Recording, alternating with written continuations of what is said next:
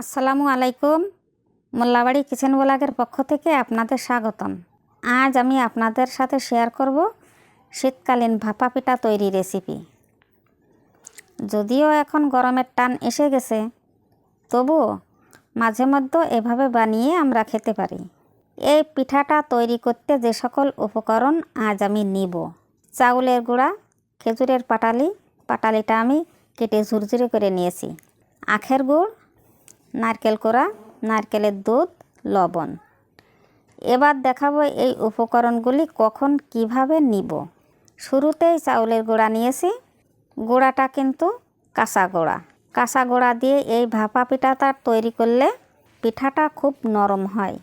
এবার গুঁড়ার সাথে অ্যাড করছি স্বাদ অনুযায়ী লবণ দেওয়ার পর একটু মেখে নিচ্ছি। এবার দিয়ে দিচ্ছি বানিয়ে রাখা নারকেলের দুধ। এই দুধটা অল্প অল্প করে দিয়ে পিঠার গোলাটা তৈরি করব। এই দুধ দিয়ে গোলাটা মাখালে পিঠায় অন্যরকম একটা ঘ্রাণ বের হয়। কিছুক্ষণ মেখে ভালোভাবে ঝুরঝুরি করে নিচ্ছি।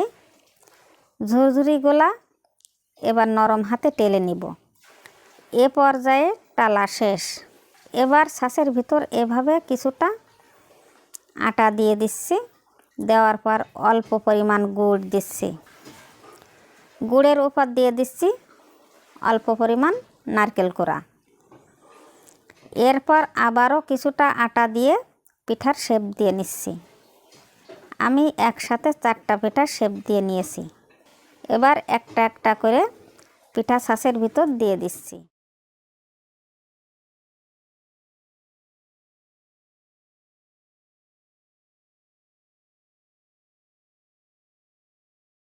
পাঁচ 7 মিনিট ভাপ দেওয়ার পরে পিঠাগুলি উঠিয়ে নিচ্ছি।